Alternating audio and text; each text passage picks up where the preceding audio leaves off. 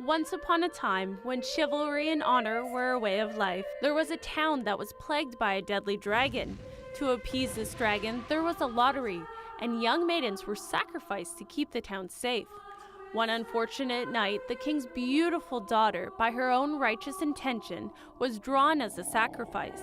On that fateful day, a fearless knight happened to be traveling through town, and he vowed to the king that he would rescue the princess. This courageous knight challenged the dragon and charged it on horseback, pierced it with his lance, saved the king's daughter, and ended the dragon's terror on the town. This knight was St. George, the patron saint of England. In England, we actually had a pub. One of the few pubs in England called the St. George and Dragon. And so every year we decided to have a medieval banquet. And we'd literally fill the restaurant with straw and everybody dress up, and we had dancing girls and minstrels. And it was such a big success that when we bought this restaurant last year, we decided to do the same thing. St. George's Day is officially April 23rd, and we've caught up with local Englishman John St. John to learn more about celebrating the age of chivalry. Chivalry's long gone. That's one of the things that I miss. And I love the language of the medieval times. I mean, it's just fantastic. Everything was longer and more drawn out. Everyone's treated you with respect. So I love that period. It's my favorite period in history. John's passion for the medieval era is apparent in the decor of his restaurant, the British Bobby. Though the ambience fits for a medieval party, he's holding the St. George's Medieval Banquet at the Aerosmith Hall in Coombs, where there's plenty of room for fun. It's just basically frivolity and feasting and fun. In order to attend the St. George's Day Medieval Banquet, you have to dress in the proper attire. You can dress from a wench to a lady, and why wouldn't you?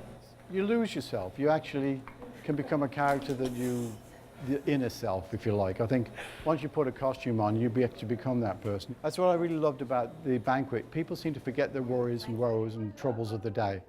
And you just literally lose yourself in the period and in the fun. Delicious. It was magical. To the king.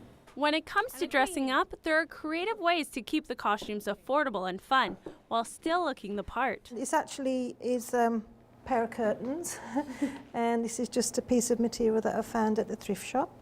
And just add your own little bits and pieces to it. And this particular one, I used the pattern from the sleeves to make the sleeves for that.